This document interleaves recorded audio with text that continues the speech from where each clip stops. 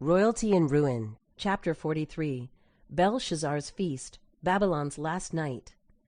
Great changes were taking place in the land to which Daniel and his companions had been carried captive more than 60 years before. Nebuchadnezzar had died, and Babylon had passed under the unwise rule of his successors. Gradual but sure decline was resulting. Belshazzar, the grandson of Nebuchadnezzar, gloried in his power and lifted up his heart against the God of heaven. He had known that God's decree had banished his grandfather from human society. He was familiar with Nebuchadnezzar's conversion and miraculous restoration, but he allowed pleasure and self-glorification to erase the lessons he should never have forgotten.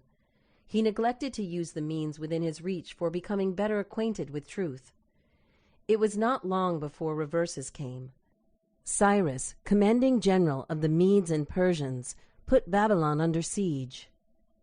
But within its massive walls and gates of bronze, protected by the river Euphrates, and stocked with abundant provisions, the pleasure-seeking monarch felt safe and passed his time in merriment and partying. In his pride and arrogance, with a reckless feeling of security, Belshazzar made a great feast for 1,000 of his lords, and drank wine in the presence of the 1,000. Beautiful women with their enchantments were among the guests. Men of genius and education were there. Princes and statesmen drank wine and partied under its maddening influence. With reason dethroned through drunkenness, and with lower impulses and passions controlling him, the king himself took the lead in the riotous orgy. He gave the command to bring the gold and silver vessels which Nebuchadnezzar had taken from the temple which had been in Jerusalem. The king would prove that nothing was too sacred for his hands to handle. They brought the gold vessels, and the king and his lords, his wives, and his concubines drank from them. They drank wine and praised the gods of gold and silver, bronze and iron, wood and stone, a sign of doom to the king and guests. A divine watcher, unrecognized, looked on the scene, heard the sacrilegious mirth, saw the idolatry. Soon the uninvited guest made his presence felt. When the partying was at its height, a bloodless hand wrote on the palace walls characters that gleamed like fire, words that foreshadowed doom. The boisterous mirth was hushed, while men and women watched in terror as the hand slowly traced the mysterious characters. As if in panoramic view, the deeds of their evil lives passed before them. They seemed to be on trial before the judgment bar of the eternal God, whose power they had just defied. Where a few moments before had been hilarity and blasphemous joking, were ashen faces and cries of fear. Belshazzar was the most terrified of them all. His conscience had awakened, and his knees knocked against each other. Now he realized that he could offer no excuse for his wasted opportunities and defiant attitude. In vain the king tried to read the burning letters. He turned to the wise men for help. His wild cry rang out in the assembly. Whoever reads this writing and tells me its interpretation shall be clothed with purple and have a chain of gold around his neck, and he shall be the third ruler in the kingdom. But heavenly wisdom cannot be bought or sold. All the king's wise men could not read the writing or make known to the king its interpretation. They were no more able than the wise men of a former generation had been to interpret the dreams of Nebuchadnezzar. Then the queen mother remembered Daniel. "O king," she said, "do not let your thoughts trouble you, nor let your countenance change. There is a man in your kingdom in whom is the spirit of the holy God, and in the days of your father light and understanding and wisdom, like the wisdom of the gods, were found in him, and King Nebuchadnezzar made him chief of the magicians, astrologers, Chaldeans, and soothsayers. Now let Daniel be called, and he will give the interpretation." Then Daniel was brought in before the king, making an effort to regain his composure. Belshazzar said to the prophet, "I have heard of you, that you can give interpretations and explain enigmas. Now if you can read the writing and make known to me its interpretation, you shall be clothed with purple and have a chain of gold around your neck, and shall be the third ruler in the kingdom." Unmoved by the promises of the king, Daniel stood in the quiet dignity of a servant of the Most High. "Give your rewards to another," he said, "yet I will read the writing to the king, and make known to him the interpretation." Daniel holds the king's sin up before him. The prophet first reminded Belshazzar of Nebuchadnezzar's sin and fall, of the divine judgment for his pride, and his subsequent acknowledgement of the power and mercy of the God of Israel. Then in bold, emphatic words, he rebuked Belshazzar for his great wickedness and pointed out the lessons he might have learned but did not. Belshazzar had not heeded the warning of events so significant to himself. He was about to reap the consequence of his rebellion. You, Belshazzar, have lifted yourself up against the Lord of heaven. They have brought the vessels of his house before you, and you and your lords, your wives and your concubines, have drunk wine from them.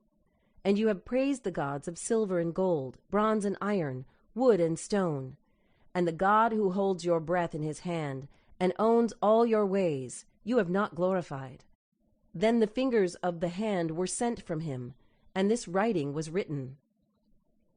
Interpretation of the writing on the wall. Turning to the message on the wall, the prophet read, Mene, Mene, Tekel, Upharsin. The hand was no longer visible, but these words were still gleaming with terrible distinctness. And now, holding their breath, the people listened while the aged prophet declared, This is the interpretation of each word. Mene, God has numbered your kingdom and finished it. Tekel, you have been weighed in the balances and found wanting.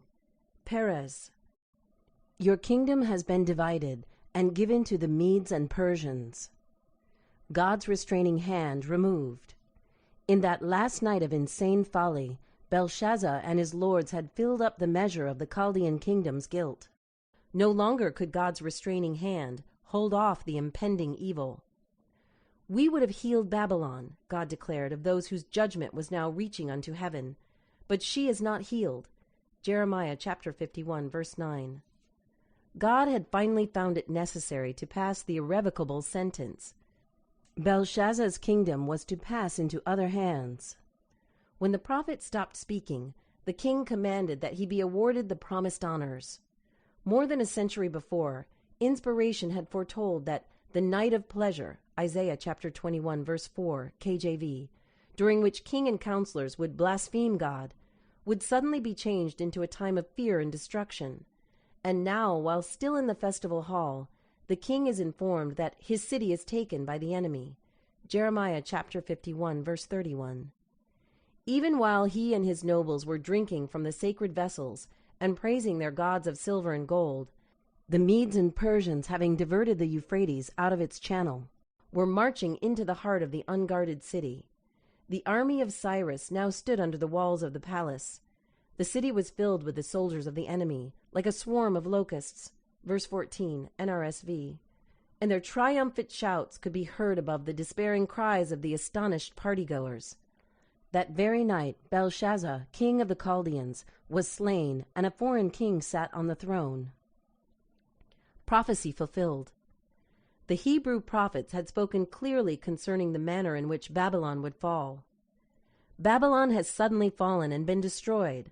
The Lord is the God of recompense. He will surely repay.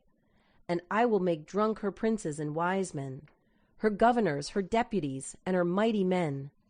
And they shall sleep a perpetual sleep, and not awake, says the King, whose name is the Lord of hosts. Jeremiah chapter 51, verse 8, verse 56 and 57. So Babylon, the glory of kingdoms, the beauty of the Chaldeans' pride, became like Sodom and Gomorrah, a place forever accursed. It will never be inhabited, nor will it be settled from generation to generation, nor will the Arabian pitch tents there, nor will the shepherds make their sheepfolds there, but wild beasts of the desert will lie there, and their houses will be full of owls, ostriches will dwell there, and wild goats will caper there. The hyenas will howl in their citadels, and jackals in their pleasant palaces. Isaiah chapter 13, verse 19 through 22. Come down and sit in the dust, virgin daughter Babylon. Sit on the ground without a throne. You said, I shall be mistress forever, so that you did not lay these things to heart or remember their end.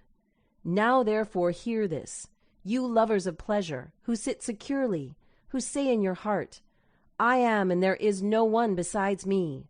I shall not sit as a widow, or know the loss of children.